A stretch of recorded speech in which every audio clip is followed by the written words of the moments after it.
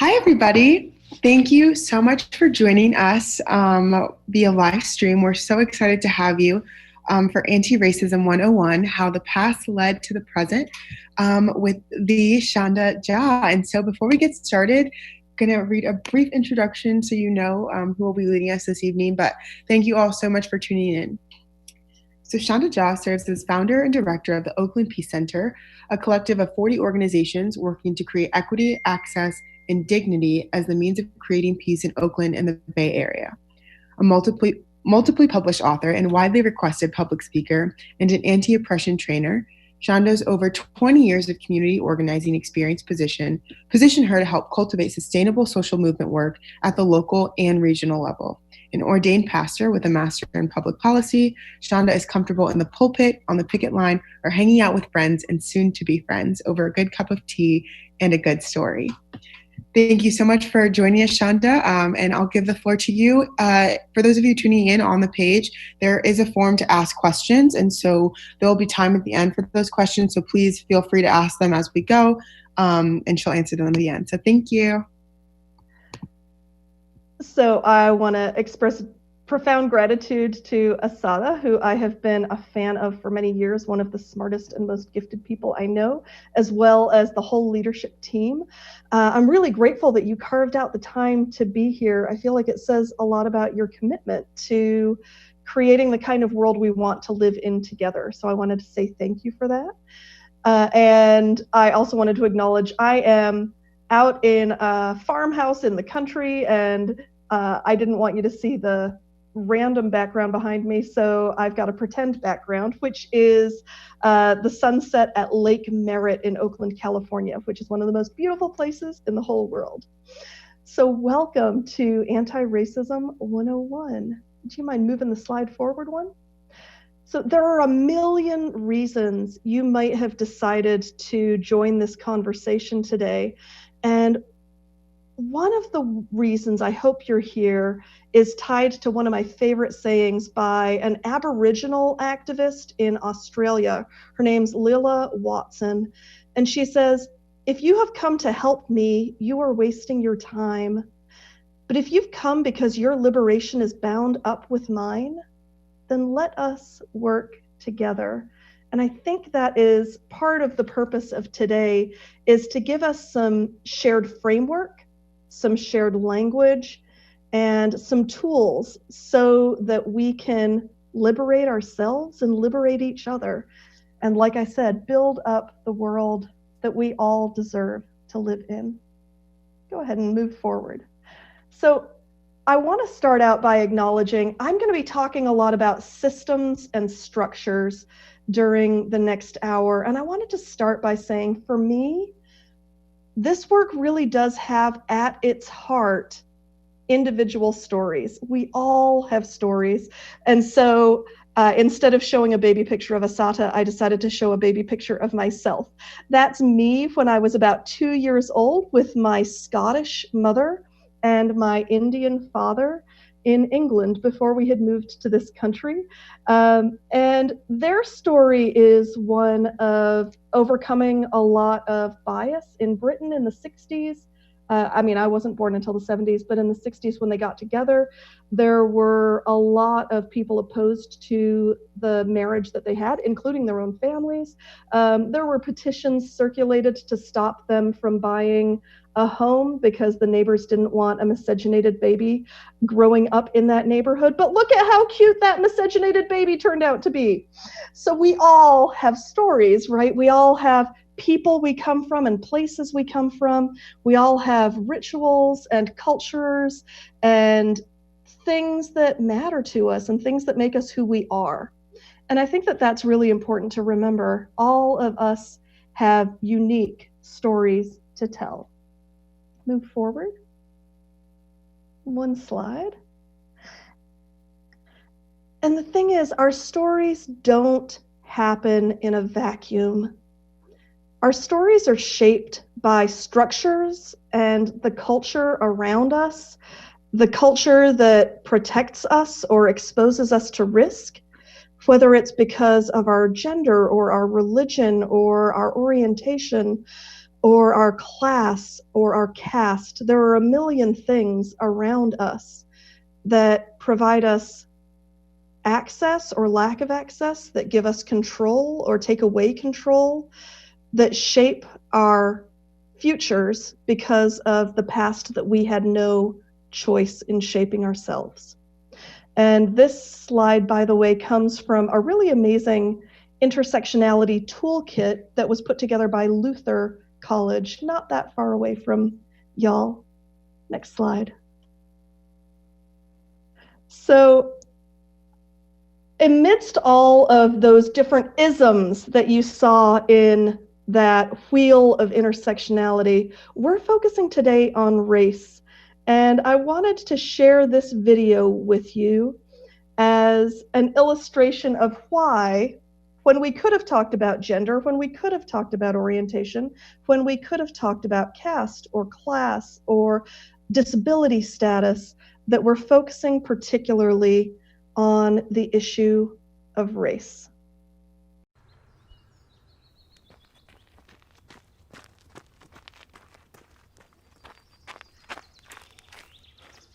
Hi there. Hi. Nice day, huh? Yeah, finally, right? Where are you from? Your English is perfect. San Diego. We speak English there. Oh, no. Where are you from? Well, I was born in Orange County, but I never actually lived there. I mean before that. Before I was born. Yeah, like, where are your people from? Well, my great-grandma was from Seoul. Korean.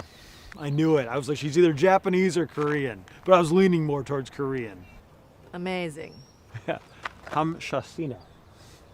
There's a really good teriyaki barbecue place near my apartment. So I actually really like kimchi. Cool. What about you? Where are you from? San Francisco. But where are you from? Oh, I'm just American. Really? You're Native American? No, just regular American. Oh, well, I guess my grandparents are from England. Oh, well. Hello, Governor! What's all this then? Top of the morning to you. Let's get a small tea.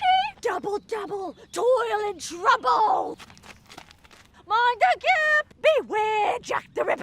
Bloody hell! Pip pip! Cheerio! I think your people's fish and chips are amazing.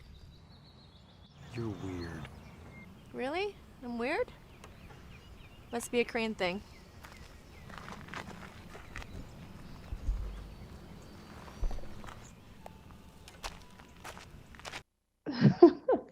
So that video, I mean, I obviously think it's hilarious because I don't get the question, where are you from, as much as I get the question, what are you?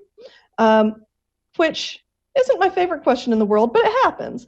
And so I love that video because it illustrates, obviously, the harm that racism does to people of color, right? The API woman, the Asian Pacific Islander woman who's been in this country for 4 generations is still getting asked the question, where is she from? And people think they know what it means.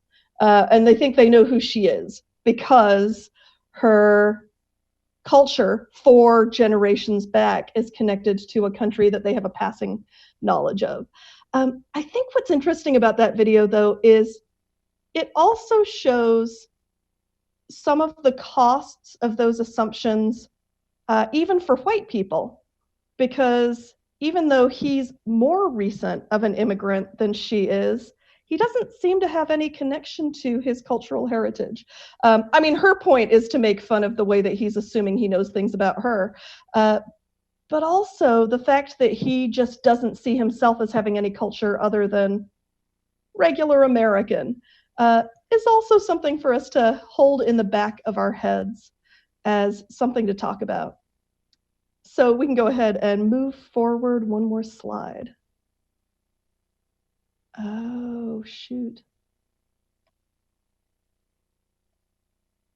There's a slide missing. I apologize for that.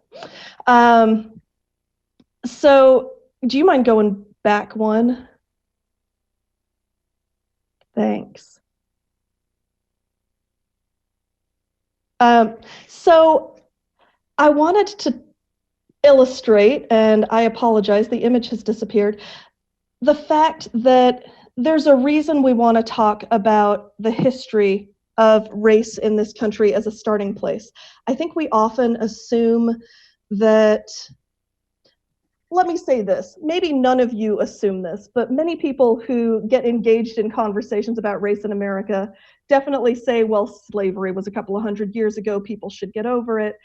And the reality is that this country actually has a long legacy, so that the things that are happening today are connected back throughout a long history. There's a really important book that if you haven't read it, I strongly recommend, called The Color of Law, that talks about how the wealth disparities in this country, particularly related to the difference in wealth accumulation among African Americans and white Americans, is so large, not just by accident, not just because of personal bias, but because of a long history of laws that we think we got rid of after the Civil War, during the Civil Rights Movement, but actually have continued to accumulate on top of each other over and over, and resulted in generational lack of opportunity to accumulate wealth or generational access to wealth. Phenomenal book, Color of Law. I highly recommend it. And I'm sorry that I didn't have the image to go with that to illustrate how, even with something as similar as access to housing, that a series of laws over a period of time have created the wealth disparities that we see in this country today. But let's keep moving forward. Go ahead, one more slide. So I want to share with you a definition, because words matter. And we often use the term racism, assuming we all mean the same thing. The fact of the matter is, there are a lot of good definitions of racism. If we had the time for everyone to share their definition of racism, we might find that we're all working out of different understandings. For some people, it's about individual behaviors. For some people, it's about issues related specifically to the color of people's skin. For some folks, it is related to immigration status. There are a lot of different definitions out there. What I want to share with you is a really basic, stripped down version of a definition of racism. It may seem arbitrary. It may go against your definition, or it may line up perfectly. But what I will say is it has emerged from the work of a number of sociologists in this field, as well as anti-racism trainers, over the course of the past 30 years or so. And if you have read, and I'm not saying I endorse the book one way or the other, but if you have read the book White Fragility by Robin DiAngelo, this is actually the definition she uses to help clarify between what a lot of people assume racism is and what she means when she uses the definition. So let's move forward. The definition we're working with today is racism equals race prejudice. I'm going to hit the slide one more time. Plus institutional and systemic power.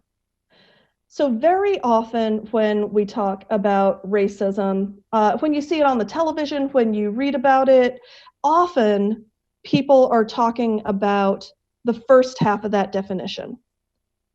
And I'd like to go into a little bit of why I think it matters that we include the second part of that definition. So let's move forward one slide. Right, we just did, sorry. They look very similar. So I wanted to start out with the word prejudice. Prejudice, all it is to prejudge, right? And we do that all the time. Prejudice is not necessarily a positive word or a negative one, although very often we associate it with the negative. It just means making a snap judgment about something without full information.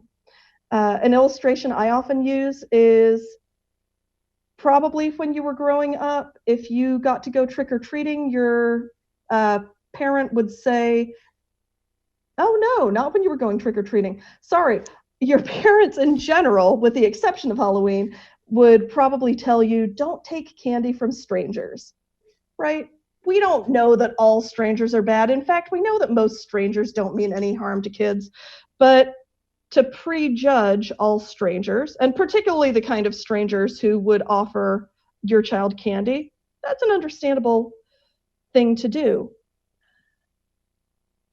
The irony of that distrust of strangers, that notion of stranger danger that a lot of parents train their kids into, doesn't necessarily protect us from the fact that most children, if we experience harm, it's not generally, not usually, at the hands of strangers. It would actually be better to protect us from the adults we know, statistically. So the irony is that our prejudging sometimes creates a blind spot so that we end up protecting ourselves from the wrong thing. I just read the book, The City We Became by N.K. Jemisin. If you're into sci-fi or fantasy, you will love that book. I cannot recommend it highly enough.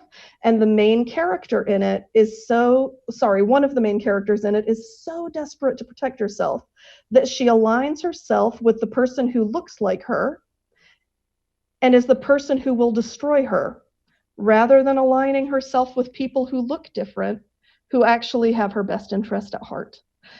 It's the story of a lot of us. So that's prejudice. Let's move forward to the next slide. The next slide, let's look at the word race. And so in order to do that, we're going to show a video now. It's about a 10-minute video, but part of that is because the exercise that I usually use to help people understand, and you can go ahead and be queuing it up while I'm talking. The exercise I usually use to help us think through how race works in this country is an exercise that takes about an hour and a half to do, because getting our head around the origin of race is such a complicated task that summarizing it in a really short period of time is next to impossible. So I decided to hand that job over to this brilliant woman who's going to give us a snapshot of how race was formed, particularly in this country. Did you know that race was not always considered a biological or genetic category? So how did we come to understand it that way today? We all have a working definition of race. Whether you kinda understand it, hate it, claim not to see it, or study it, hint hint, cough cough, that's me, it still plays a role in all of our daily lives. From the way that people interact to the places they live and stereotypes they face, race is still a determining factor in our social structures, both inside and outside of the US.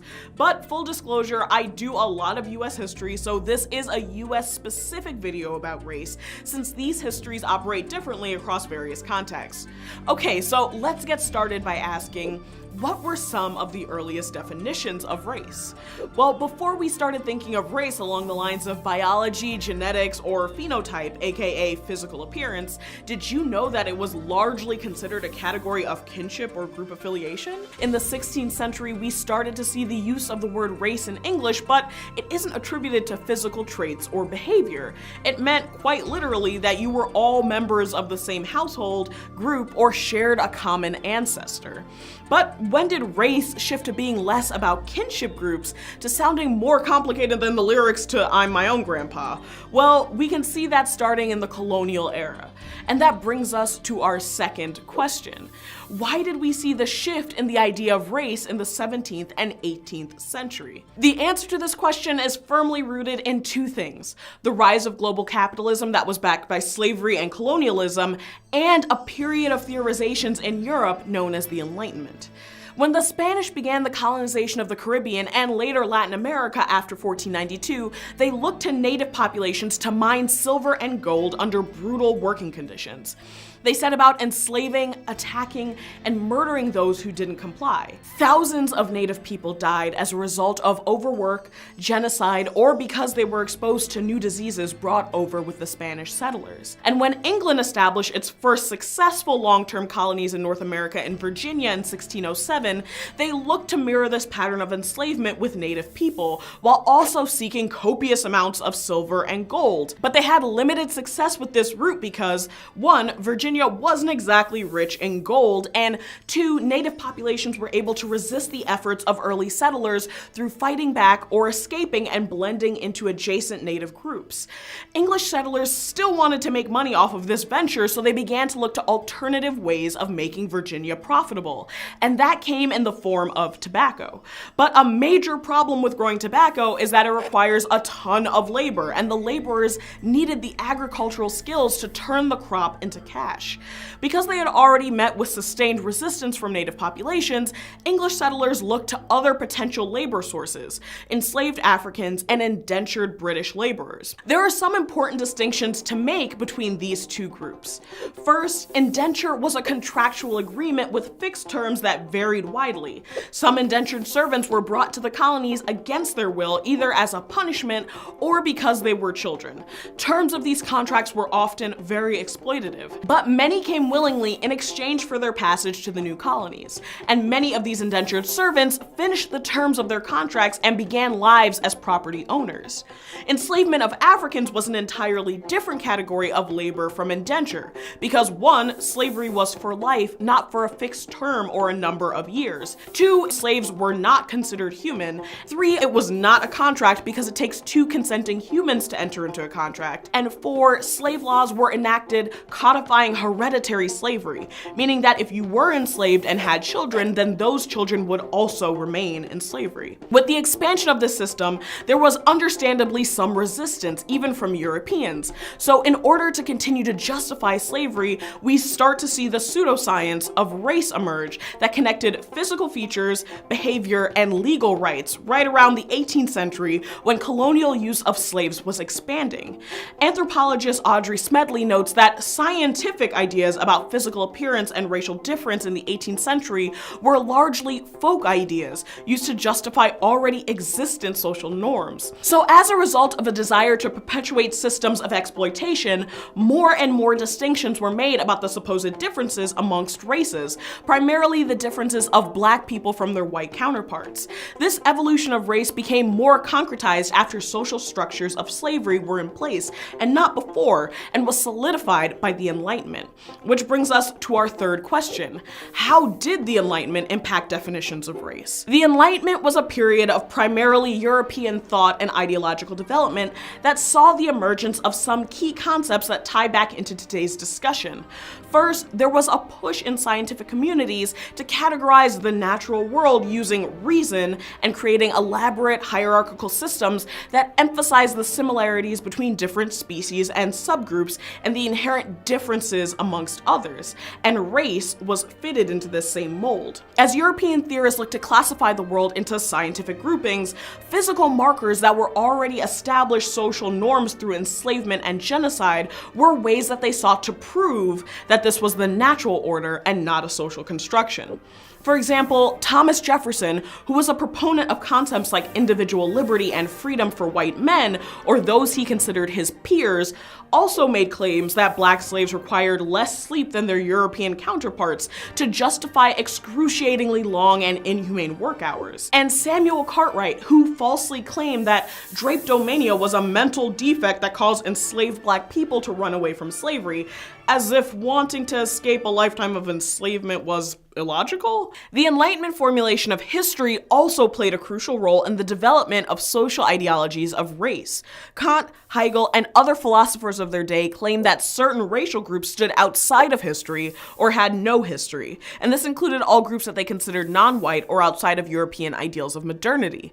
This meant that groups that were devoid of history and culture were inherently less valuable and therefore subordinate to other races, and they were cast as the natural sacrifices of progress.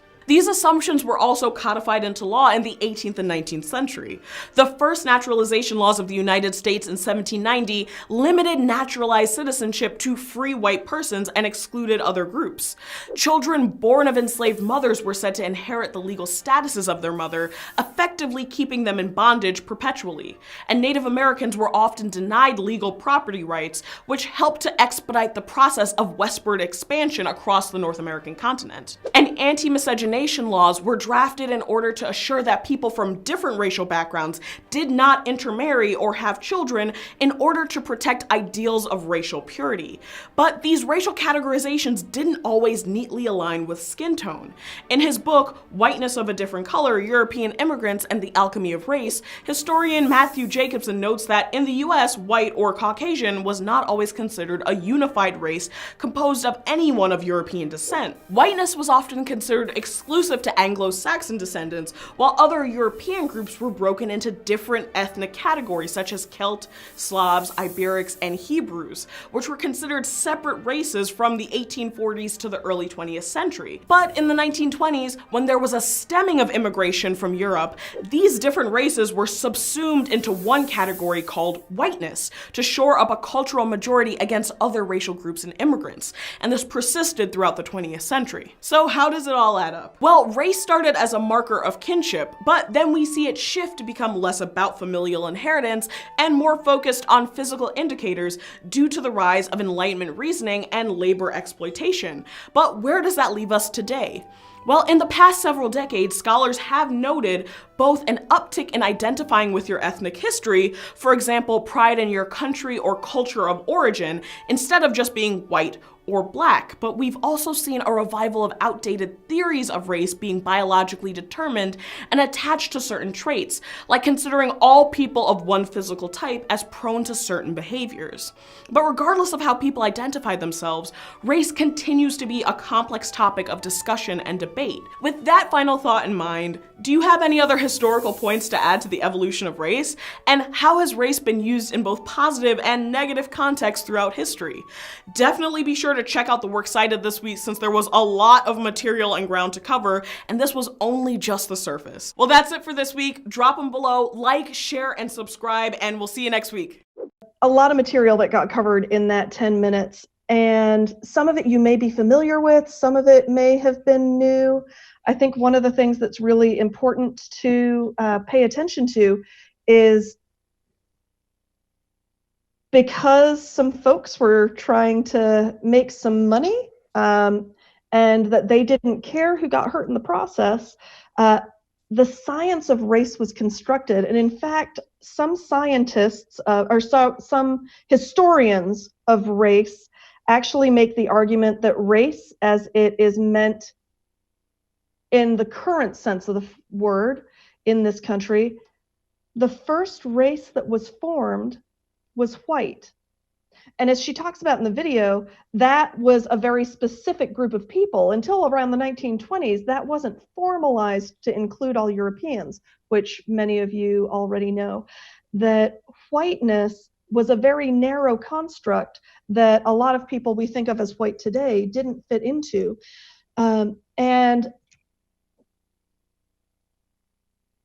I think it's important for us to be aware of the fact that up until the 1600s or so, the notion of race as we currently understand it didn't exist. The word race existed, as she talked about, but it meant something different. And the notion of kinship was really what it was about.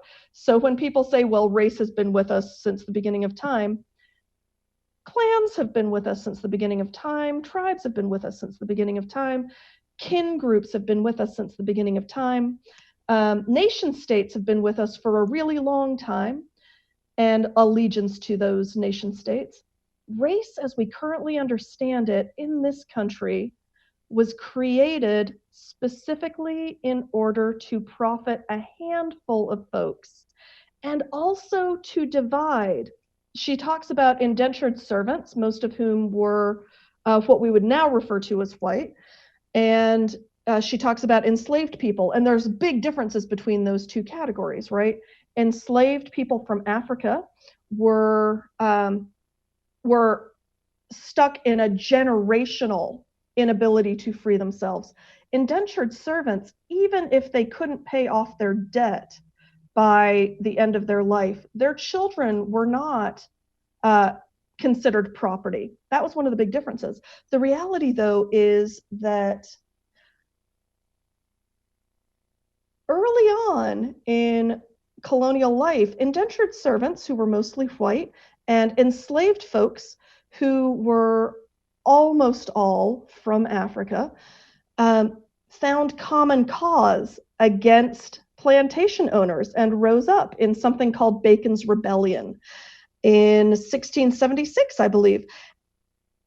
And that's around the time that very explicit pseudoscience around race begins to emerge as a way of making sure that oppressed white people and oppressed Black people don't build up allegiances. The tragic part of Bacon's Rebellion as a part of our history in this country is what had initially brought them together was the plantation owners encouraging them to fight indigenous people. They had already been here long enough to have internalized the message that indigenous people were not fully human and were worthy of destruction. So even in those earliest days, the dehumanization and attempted genocide of indigenous people was already in full effect. There's a slide up here that I wanted to share with you earlier that illustrates to me why it's really important for us to be focusing on race in the midst of all of the different types of oppression that we face. It's an illustration called from an exhibit that happened recently called Undesign the Red Line. This is just the history of housing policy in this country, starting with enslavement, moving into the Civil War, indigenous attempted genocide, moving into the Jim Crow era and segregation and the impact of the Great Depression, the establishment of redlining in the 1940s, which was in part shaped by federal policy, so that integrated working class neighborhoods became segregated when federal housing policy was implemented because the federal government couldn't conceive of integrated housing.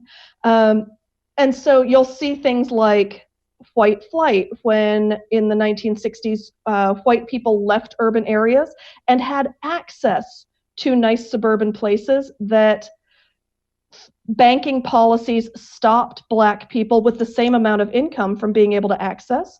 And so as those neighborhoods in the suburbs grew in value, Black and Asian and Latino folks, and particularly Black folks, were required to stay in urban areas, often required to stay in rental housing because they didn't have access to housing they could have afforded in the suburbs because the banks would not give them loans. Urban decay in the 70s and 80s, the disinvestment in any support systems for people in poverty that particularly affected people of color in urban areas, and particularly Black folks,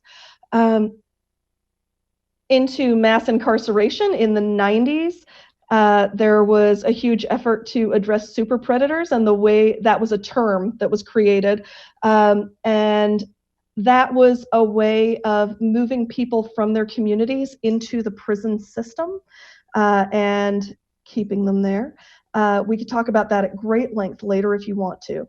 And so I wanted to share this slide with you because with just one particular issue that faces this country, which is housing, there's a whole slew of policies and government practices that made life more difficult for Black and Indigenous and Latino, and to some extent in certain communities, Asian folks, as well as a long history of resistance movements to try to claim back a little piece of what technically everybody was supposed to have equal access to. So if you're wondering why we're focusing on race, that's one reason. And so I wanted to share that with you because similarly, a lot of people wonder why we focus so much on, within anti-racism communities, on the issue of police brutality. And the fact is, similarly, we could do an identical timeline, an equally robust timeline that talks about how police brutality is connected to the expansion of the prison system, which is connected back to Jim Crow, which is connected back to enslavement, which is connected back to the earliest, connected back to the pseudoscience of race that was developed. And the fact that the policing systems that are in place in urban communities today can trace their origins back to the slave catchers of the 16 and 1700s.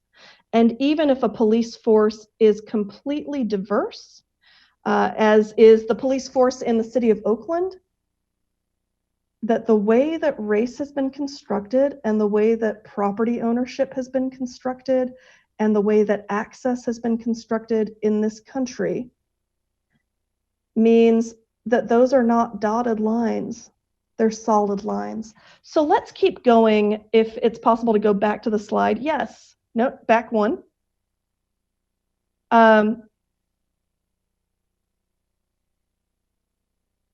What happens if you hit the space bar? Or hit the forward bar button?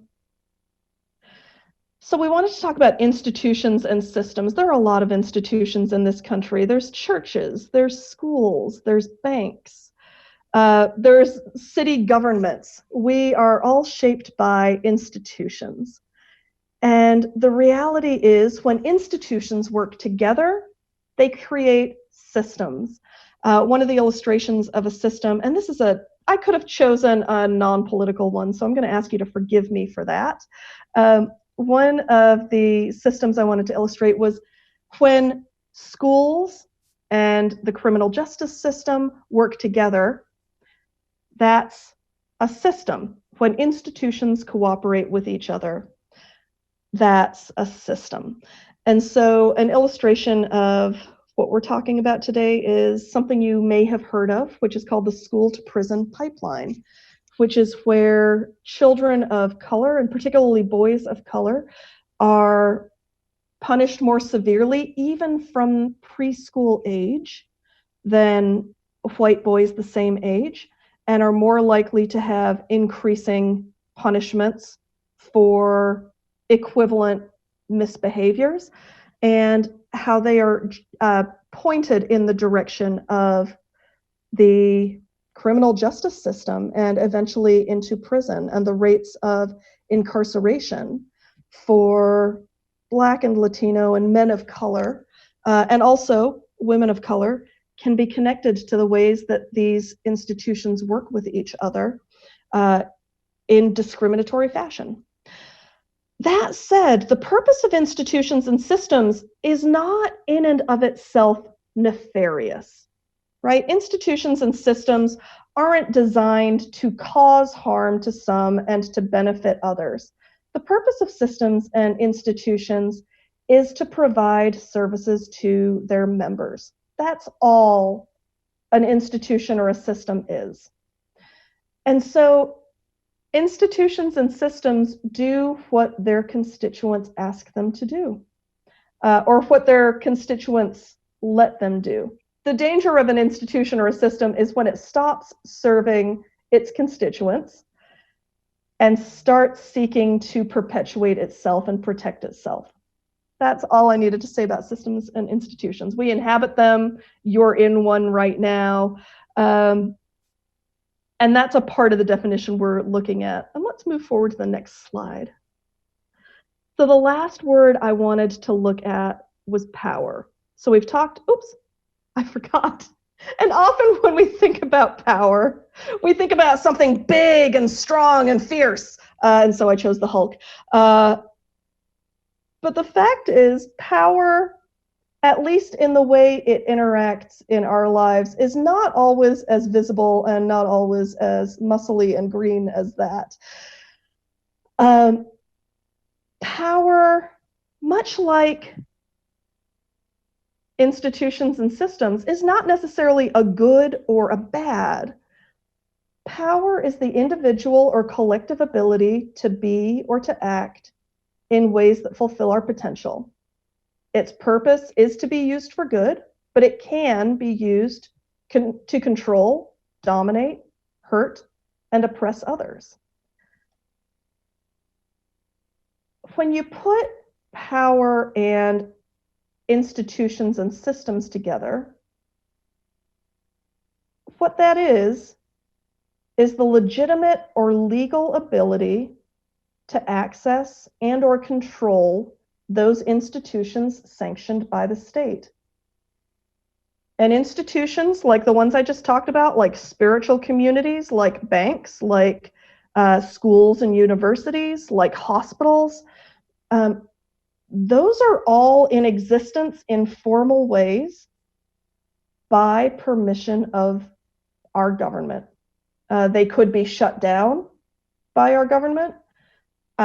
They are given certain tax status by our government. Some of them have been given land by our government. And so when you put systems and institutions together with power, that's just the legitimate or legal ability to access or control those institutions sanctioned by the state. Access and control is at the heart of power. And so I wanted to share with you this definition because for those of us who do this work in communities on a daily basis, talking about race prejudice by itself isn't enough for us to address. From my vantage point, in this country, we spend about 80% of our time on the first half of that definition, race prejudice, the ways in which all of us,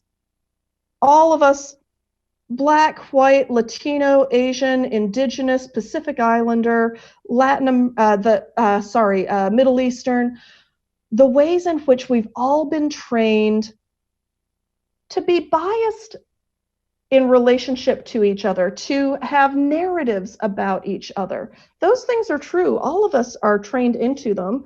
And at our best, we're all working to address them. I was trained into certain biases without even realizing it.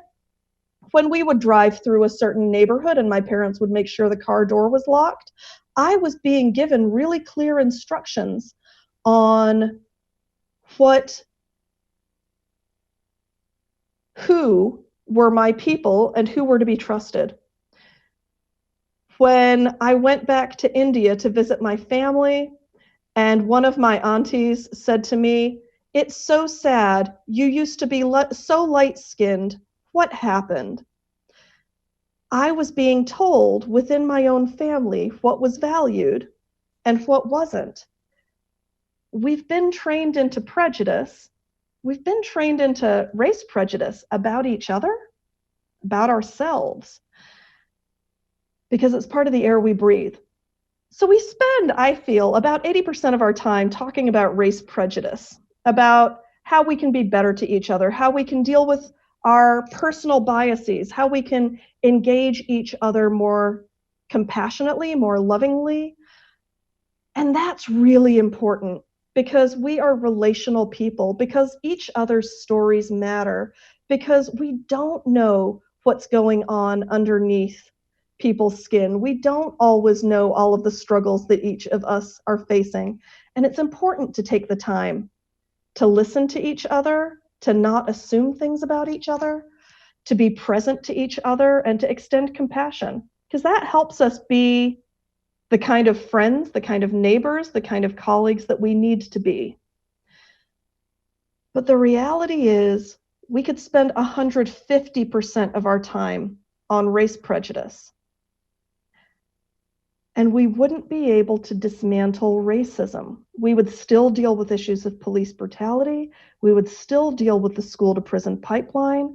We would still deal with lack of equity in how wealth is distributed. Because racism is bigger than any of our individual actions.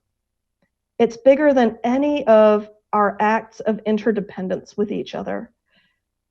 Because it's baked into the founding documents of our country, because it's baked into our laws, because it's baked into who is protected at whose expense in our criminal justice system.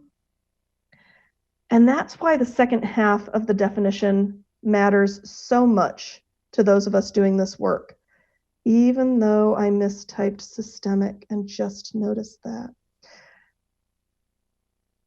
So go ahead and move forward one more slide, and one more beyond that. The last thing I want to do, and then I'm going to go ahead and invite us to spend some time in Q&A, because that was a lot of information, and I suspect that folks listening are across the map in how new or how hackneyed this information was for you.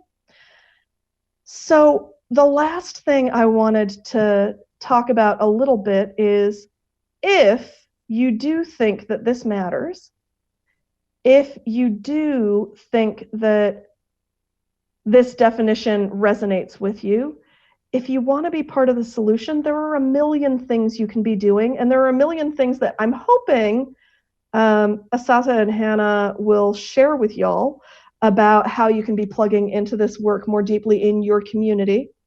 But a few starting places, many of which you already know, are something as simple as listening and learning. I think there are a lot of people with lots of lived experience and lots of really important stories to share. There are also people who have been studying this and working on this and writing about this and actively engaging in this work in the streets, in their communities. And I think it is worth paying attention to who you're following on social media, who you're reading. A friend of mine about 5 years ago challenged me to spend the entire year reading only authors of color and see if my worldview changed. And I thought that was a silly exercise, because I'm a person of color and I've been doing anti-racism training for 15 years. And in the course of reading only authors of color, I found that my worldview got a lot more global, which I wasn't expecting. And my understanding of the connections between the things going on in this country and movement work in other places broadened. My access to people wrestling with similar questions in other places broadened. My awareness of how rich the Indigenous community in my city of Oakland was broadened. And I felt a little embarrassed about that, because I ship Oakland hard. I am a huge fan of Oakland, and I have a number of Indigenous colleagues and friends, and I've worked with the Indian American Friends Association and the American Indian Friends, sorry, we're Indian American. And I thought I knew that community. I didn't know I was living in the city with the highest concentration of Indigenous people in the country outside of reservations. I didn't learn that until I started reading more people of color, including Indigenous folks. So who are you following on social media? Who are you reading? Plug into existing campaigns in your community and on campus. Pay attention to what's happening in the schools you went to. Some of the most inspiring work I've seen from college students has been college students who have started researching what their school's policies are around inclusion, what their policies are around setting up mentoring programs for underserved people in their schools, for dismantling policing in schools and replacing it with greater investment in social work or other resources that will better serve children. College students who have learned about what makes for a more racially just school from a policy perspective and have advocated for those policies. In fact, in the city of Oakland, a mostly youth and young adult-led campaign that is now a decade long just successfully removed police from Oakland schools. I know a lot of people are horrified by that because they think that that means the violence is going to go up. But in the 10 years that they were working on that campaign, police hadn't actually decreased violence in the schools. They had only increased the incarceration of students of color and had killed a student.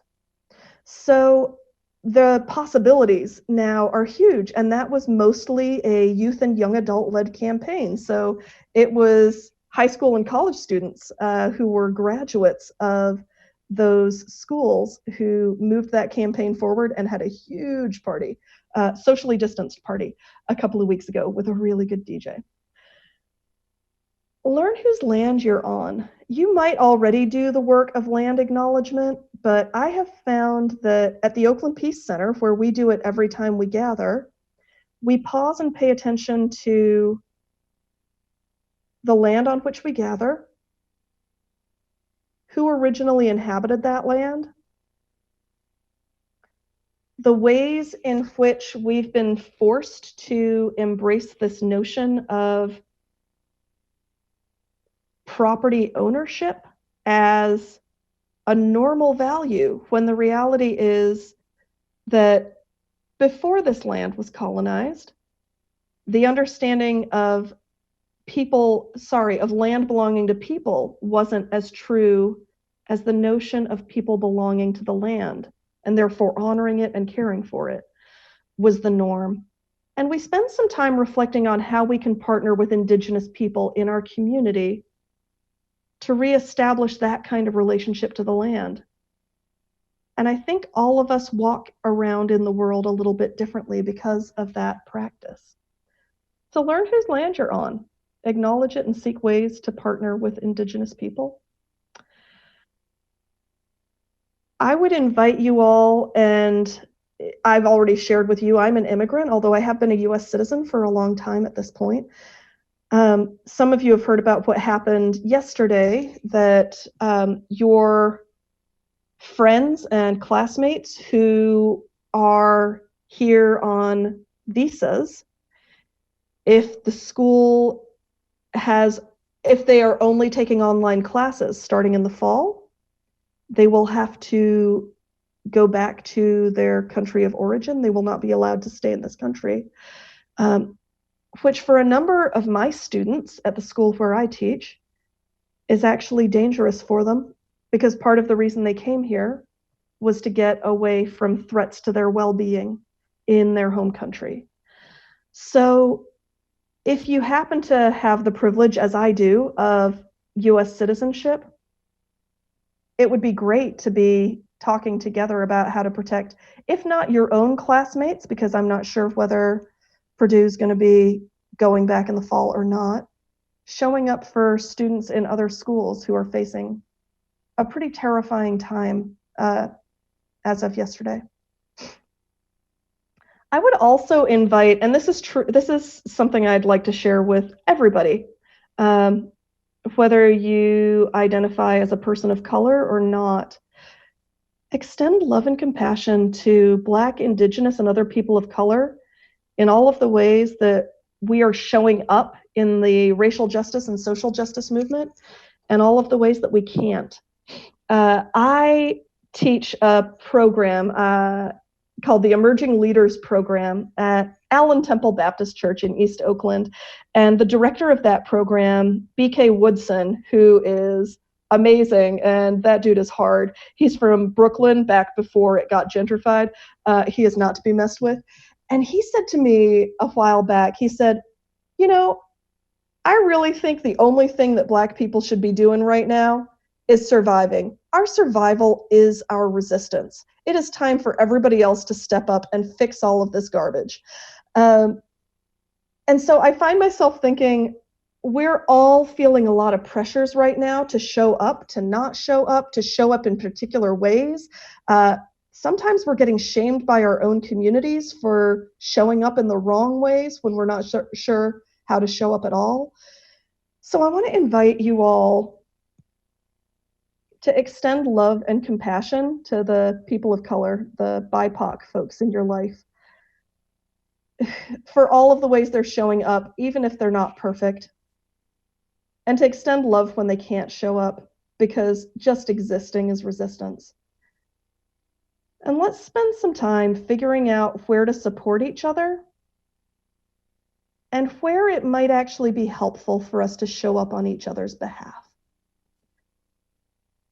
That's all I've got for you. So I thought we could move into some Q&A at this point.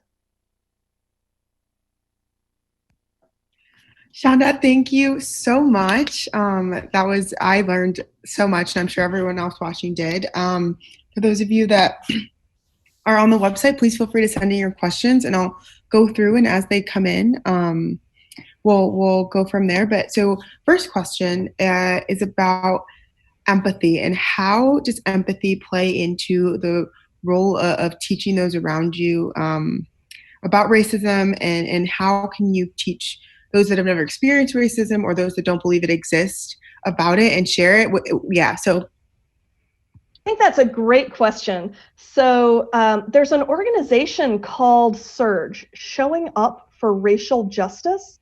And they're specifically an organization for white and white adjacent folks.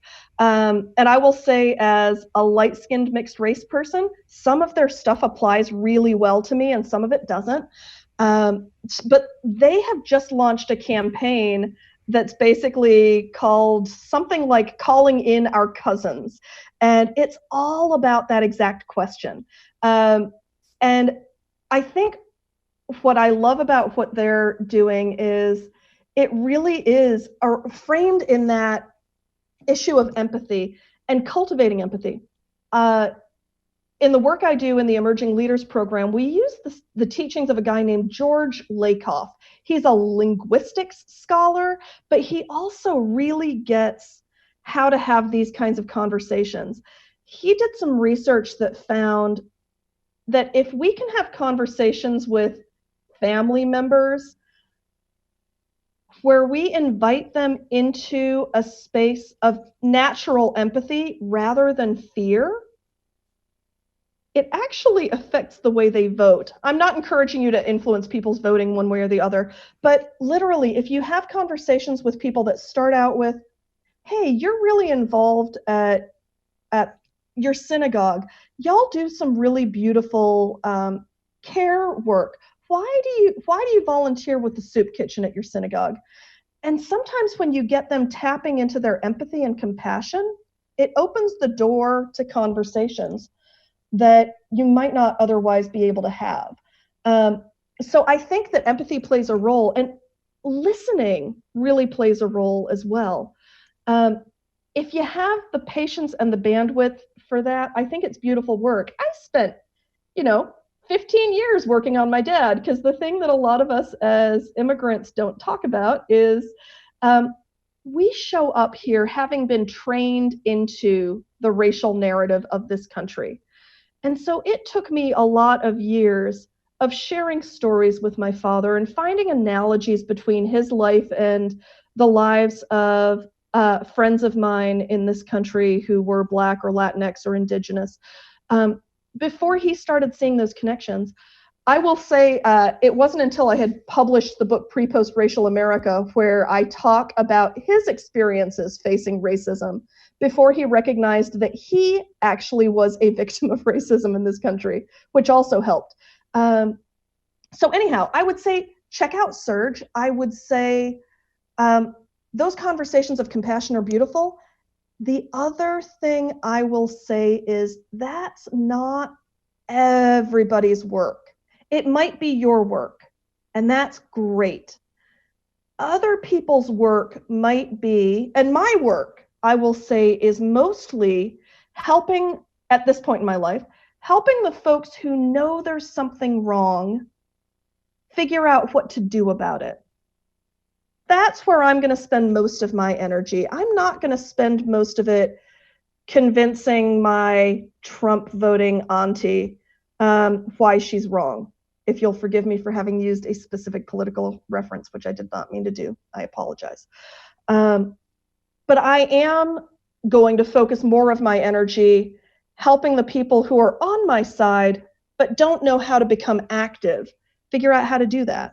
And then I have a lot of friends in Oakland who could not be bothered with the kind of work I can do. What they are about is building strength and power among poor people of color, and particularly poor Black and Indigenous and immigrant people who already are fired up about this, making sure that we build out our collective power to take over government positions, to push through policies, to do the kind of work that changes the direction of governance in this country. So that's my response to the empathy question. Hop on in, Hannah. Yeah, so I guess the next question we want to ask is for students who, I know you've given a few ideas about this, who have listened and just want to know where they can start and what they can start doing on their campus. So just what advice would you give to those students? I really think there are very few bad options when it comes to, so I really hope that Hannah and Asada, you will jump in and offer your ideas as well. I had already mentioned Surge, so for folks who are white or white adjacent, you can check them out. I honestly think that there are really beautiful opportunities right now to do multiracial organizing that serve the well-being of all people in this country without ignoring the fact that race is still very much alive today. My favorite place to plug in for that is the Poor People's Campaign. The Reverend Dr. William Barber, whom many people refer to as this generation's Martin Luther King. But if you ever meet him, don't tell him that because he really hates it. His whole agenda is this is supposed to be a collective movement. We're not supposed to be about individualizing heroes. We're supposed to share the movement together. But he and a number of other amazing organizers like Valerie Kaur, who is this just badass, sick activist and one of my movement crushes, they are building out this movement with the Poor People's Campaign to make sure that the voices of the most disenfranchised are centered in the work. And sometimes that's going to be an out-of-work coal miner from West Virginia. And sometimes that's going to be an airport worker from, Sarasota, Florida. And sometimes that's going to be a formerly incarcerated person living on the streets in Oakland, California. It has a lot of youth leadership. It has a lot of involvement from labor because the idea of all of us having access to work that allows us to survive is actually something that all of us share across race. And it also recognizes that racism is still alive and well and is among the evils that we need to fight. That's one of my favorite plug-in places. Asada and Hannah, what do you all think are some places that people can plug in?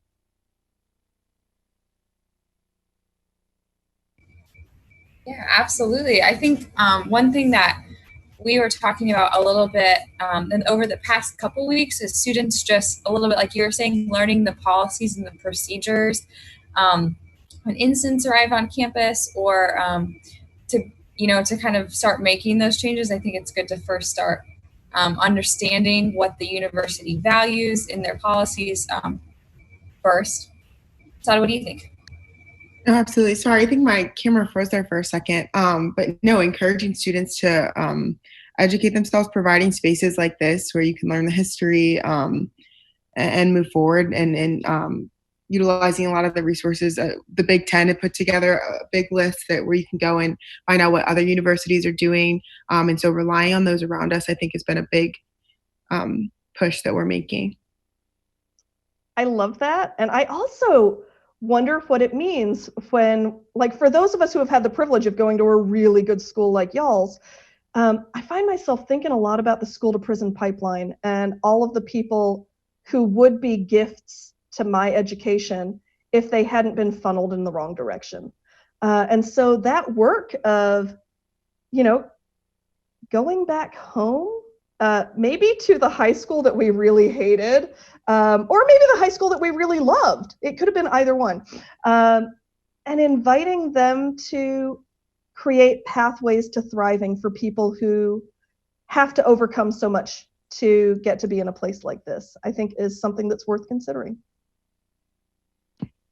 And so next question is about, you talked about showing up for people even when they can't show up, supporting one another, people who are receiving criticisms within their own communities. And just in what I took from that is holding each other accountable for the good things and the bad things and being there when that's necessary. And so the question we got is, how do you hold those accountable? Or we've seen a lot of performative actions, right? So what is the follow up, and how do you continue to hold people accountable in a way that cultivates community and shows that we care about one another? I love that question so much. So let me preface it with this, and then I might have you repeat that question one more time. Before I get to that, I want to say this. So one of my favorite, by the way, y'all, if you're not active following like all of Black Twitter, you need to be, because it is a magical space that helps me put myself back together every day. There are so many, y'all should brainstorm among yourselves who you should be following, because I can't even generate the list. But among those people, I want to give a shout out to a beloved queer Black healer in my life whose name is Alicia Crosby. And the first week of June, when there was a flood of, oh crud, we gotta do something, the world is on fire, there were some really powerful actions, there were some really powerful policy moves, and there was some performative stuff. And in fact, a good friend of mine was joking that if he had one more an African-American friend of mine was joking, if he had one more white friend check in on whether he was okay, he might have to punch somebody, in which case he would not be okay. What was amazing to me is in the midst of that flurry, Alicia said, because she's connected with a lot of folks from all of the racial groups, and she's deeply spiritual, and she is profoundly radical. She asked the question, for all of you who aren't Black, what are you doing to make sure that your Black friends get some time away? What are you doing so that your Black friends can have some time off? What are you doing so that your Black friends can actually get cared for? And she literally meant, give us money so that we can like get away. Give us money so that we don't have to take some like side work and we can actually like be with the trauma that we're reliving right now. And it was just such a beautiful, don't just ask me if I'm okay. You actually have the power to do something about it. And her point was, most of you are more resourced than I am. You actually are in a position you could help. So I really have been struck by that kind of calling in. She wasn't shaming anybody. What she was saying is, this doesn't have to stay abstract. This can get concrete. If you're worried about my well-being, help me be well. What are you doing to make sure I'm well in a world that we all know is trying to kill me? And so there's something about the wellness and wholeness and taking care of, I would say, taking care of each other's souls, but like caring for each other's thriving. It's not a political act. It's not a marching in the streets act. It's not a policy shift act, which for those of you who know me will think it's weird I'm advocating for anything that's not about policy shift, because I think everything should be about policy shift. But part of our work right now is changing the systems that are broken. The other part of our work right now is building the thing we want to live in. And I want to live in a world where we're taking care of each other, where when somebody has a blow up, my first reaction is, dude, are you okay? rather than, oh my gosh, that was horrible. What were you thinking? And I think this is where some of that empathy stuff comes in. It's actually foundational to the political stuff. So I wanted to name that before we got to the accountability question, because I think it's actually the bedrock of it is I want to be doing this work because I care about the thriving of my family. And so I want that to be a starting place for the work that I'm doing. With that, I've been in this work for long enough because I started organizing when I was 19 and on my college campus, and there were workers being really badly mistreated. And the workers said, hey, college students, we need something to happen that's not about you, and we need you to show up even though it's not about you. We're being mistreated by your university. We need you to show up at the rallies. We need you to show up to support us when we hold your governors accountable. And the workers took on the Dome Corporation and won fair wages. And it was the first political campaign I had ever been a part of. And what was really beautiful about it was, even though I experienced some marginalization because of my immigration status, because of my race, because of my gender and orientation, I still functioned out of so much privilege in that space as a student at that university. And the first campaign I was invited into was, be aware of your privilege and don't take up too much space. And that was a really big gift for me. I'm really grateful that the first campaign I was ever a part of at the age of 19 was a campaign that reminded me to be aware of my privilege. So with that said, it's not the only time I have had to be held accountable, and that's really hard. It's really hard to hear it, and I have times that I don't want to say it to people when I think they're acting badly, and sometimes it's because I'm worried about the cost to me if I call them out because they're in a position of power. I'm worried about the cost to our relationship because I really like them and I know that they do this a lot, and is this maybe just part of what I signed up for, being their friend? And sometimes I'm afraid to, just because it doesn't feel good to say stuff like that. For some of my friends, that's not a problem. They have no problem saying those things. But for me, it can be hard. So there was something really magic for me in the midst of the social justice movement had gotten really intense, like about 6 years ago. And there was a whole, you've heard the phrase call out culture, right? There had been a whole bunch of people calling people out for not getting their language right, for not using the right terminology, for for buying the wrong food products, which were oppressive, and not knowing about that. And so there was a lot of intensity in every space we were in. And a colleague of mine wrote this beautiful essay called The Art of Calling In. And I think it connects to this empathy thing that we're talking about, which is, what does it look like to say, there was a time I didn't know what you don't know. And somebody had to tell me. So I'm telling you. And I'm going to tell you another couple of times. And then at a certain point, I'm going to stop telling you. But I think the idea of calling people in at first, because we don't know what we don't know, is a really important part of the process of accountability. And then trusting the person enough to say, we've had this conversation a few times. I'm going to need to not be the person who has this conversation with you anymore, is also okay. And in the midst of that, I had mentioned sometimes I don't want to call people out because of the cost to me, because they're in a position of power. I think for us to show up for each other, because that was one of the things I was really encouraging, is this is where I don't love the term ally, but co-conspirator is one of my favorite terms. This is where co-conspirators can show up for each other.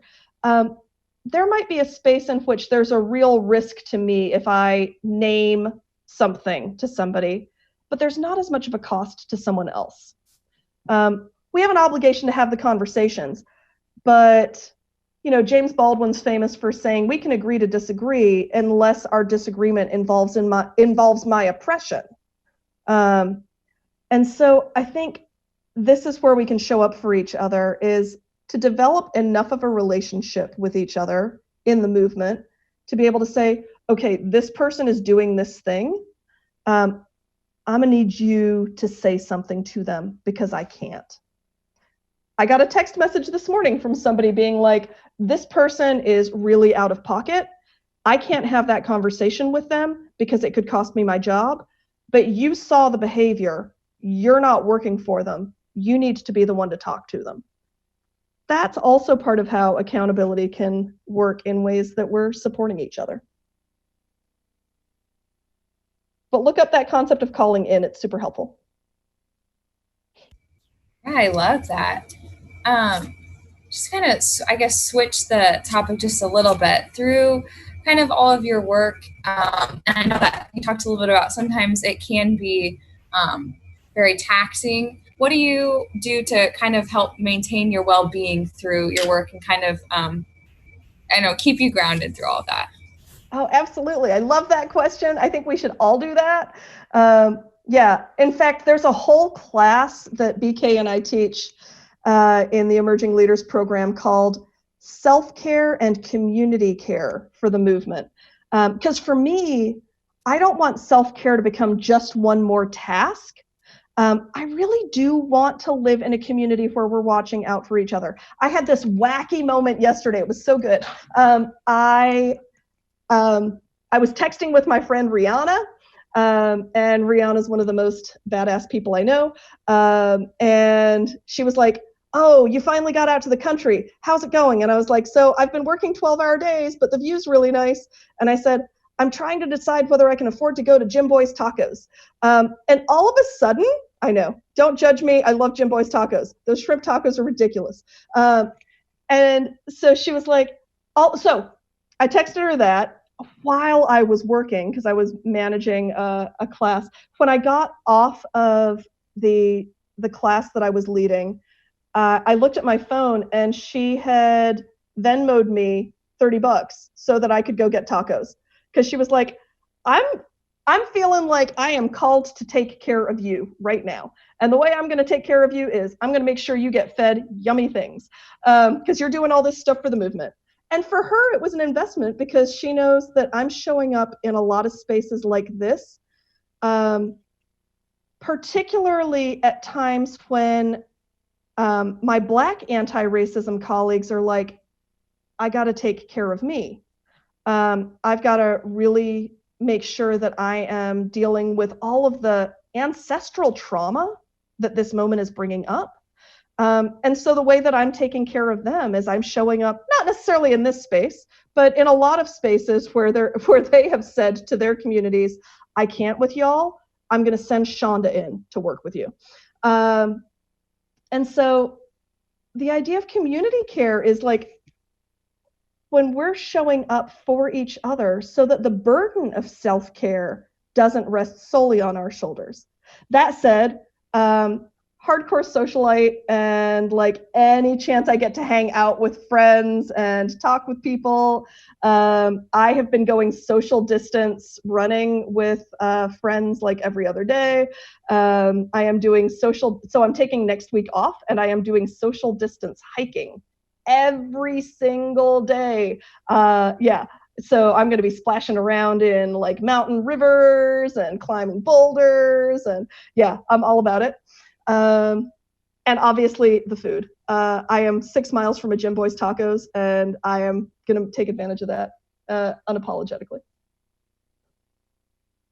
So do all the self-care, feed yourself for the movement, and feed each other for the movement, legit. Like, seriously, this is the other way we build the world we want to live in, is how do we keep showing up for each other so that we don't feel like we have to, that all of our self-care rests on our shoulders? Well, thank you so much, Shonda. Before we head out, I was wondering if you could talk about, and for those of you tuning in that don't know, we will be working with Shonda and others that do anti-racism training and work throughout the upcoming year, first in August, and then ideally throughout the rest of the semester. But could you talk a little about your anti-racism, anti-bias training work and how you typically work with organizations to build relationships and build community? Absolutely. And it depends, right? Because I'm really into, let me say it this way. One of the things I've learned over the course of 15 years of anti-oppression training is I'm kind of not really doing very much of the one and done stuff anymore. Like, you show up, you do a diversity training, you leave, nothing really changes. I'm usually only doing work where I get to work with folks over the course of a year or 18 months or something like that, because to me, the foundations of the work are relationship. Like, it really is about how we show up for each other. It really is about us building, as Adrienne Maree Brown, the author of Emergent Strategy, puts it, building at the speed of trust. Like, that's the only way we can do movement work well that's going to last a long time. So relationship is one of the kind of cornerstones of the work as far as I'm concerned. The second, well, not cornerstone, pillar. I guess there's always 4 cornerstones. There's only 3 pillars. So the second pillar for me is history. I really think that part of the reason we don't make as much headway as we could is because we don't know the past that has shaped our present. So that's part of why I was really excited to get to share a little bit of that with you today. And the third pillar is accountability. So that's why I was super excited. That was one of the questions came up, is a lot of the reason that diversity, equity, and inclusion work in institutions doesn't take root is because it's not done in ways that are accountable to people on the margins. It's done with the intention of helping women or LGBTQ folks or people of color, but it's not done in ways that are accountable to the groups in question.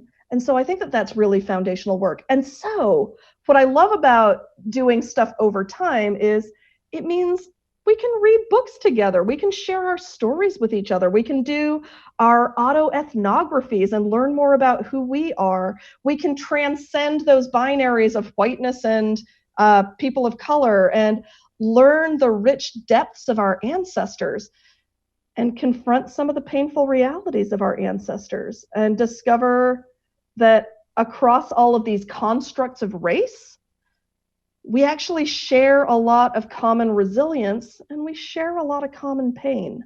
So all of that's some of the fun work. I think it varies from organization to organization. And it can include things like book groups and movie groups, and it can include things like developing policy campaign strategies. And it can involve things like building out curriculum. I'm working with a tech company right now where they realized they needed to, instead of shutting down for Juneteenth like all the other tech companies were doing, they wanted to do something that felt less performative. They wanted to do something that was richer than that. And so they decided they wanted to do a training on what Juneteenth was and what it meant for their company today. And so it was really fun for me to be able to be like, oh, I know the genius Black scholar activist scholar who can do this with you, right? So that's some of the fun kind of play around with part of the work is we get to grow together, we get to learn together, and that builds up commonality and deeper relationship that creates some great foundations for when we have to have the hard conversations about things we love, not always getting things right. Well, I don't know about you guys at home, but I'm like tingling, ready to dive right in. So excited that Purdue Student Government can be a part of this and share it with our greater Purdue community. So Thank you so much again, Shonda. We are all giving you a round of applause from our homes. And we look forward to doing this again soon. And for those of you that have tuned in, this recording will be available on the Purdue Student Government website. And I know I will have a list of all of the resources she mentioned, and we'll share that with you via Instagram or some other format. So thank you for tuning in, and we'll see you later. So fun to be with you. Thank you. Bye. Thank you. Bye, Shonda. Bye, Ed. Bye, Hannah. Bye.